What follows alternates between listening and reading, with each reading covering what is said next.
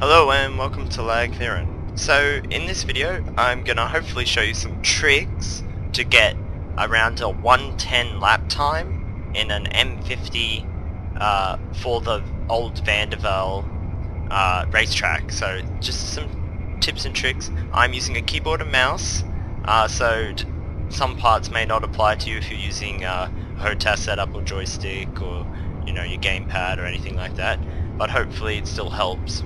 Now, I tend to boost throughout the entire map, and I never take my hand off shift, so whatever your boost button is, and I do tight turns. So, assuming you survive the beginning of the race, so I lock my camera to my my direction of my ship.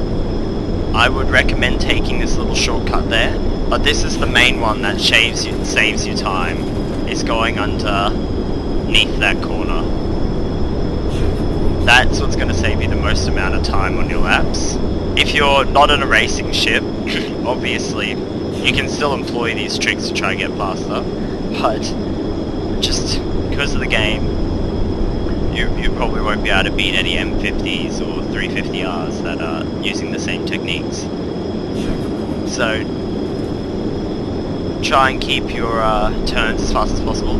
I recommend going into this turn sideways, like this, because in Star Citizen, physics, like the blacking out and redding out, doesn't affect you if you're turning sideways.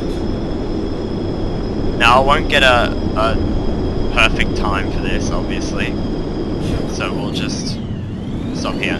So, if you turn sideways, like this, you won't be affected as heavily by blackouts and redouts.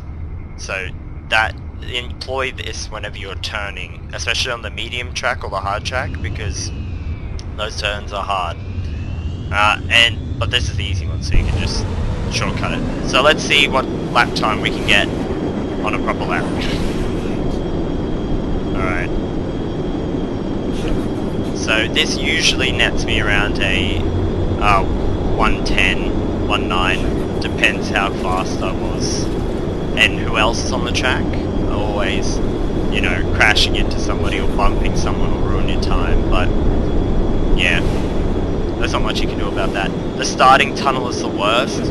I recommend not boosting out of that, just because you're just gonna either, if you're in an M50, you're probably gonna run into the person in front. So yeah, only boost if you've got clear, because that's where you lose all your time at the beginning if you crash, because you'll crash at least like 2 times because of all the debris in the tunnel. You just get messed up. Personally, I think M50s and 350Rs should be banned from the easy track, because it's just to give the people with non-racing ships a chance. So there you go. A 108 best time, just like that. Obviously the people on the top ranks have higher time, shorter times. When the recording of this video went out, I was 88th on the easy track. It's probably less now, but somehow they got 20 seconds shorter, faster time than that. I'm not sure. There's probably a trick somewhere that I don't know about, but those are the basic tricks of how to do it. Just the sideways, I can't stress it enough. That's how you do these turns. And I'll go on to show you the medium track. Alright, so we're here on the Ricord Memorial racetrack, which is the medium difficulty one. If you manage to make it into this track, it's a tough one compared to the easy. Same things apply relatively. So I don't always boost the entire way around this track, because you pull a lot more G's no matter what on this. But again, if you turn using sideways and sharply and quickly, you should be alright. You should be able to hold good times. It's just it's got more up down sort of turns and things. Now when it comes to these turns, I generally stop boosting, come up to it, let my ship slide, and then pull a boost to pull it through. That's how I do it, to minimize how many G's I pull and try and maintain max speed. So I take the outside line, bring it in, boost.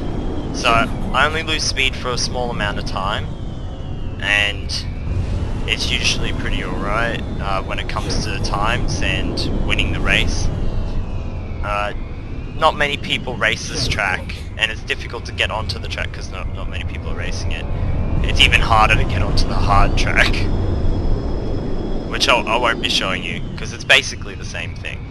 Just pulling tight corners so your G's you don't get affected by G's very much.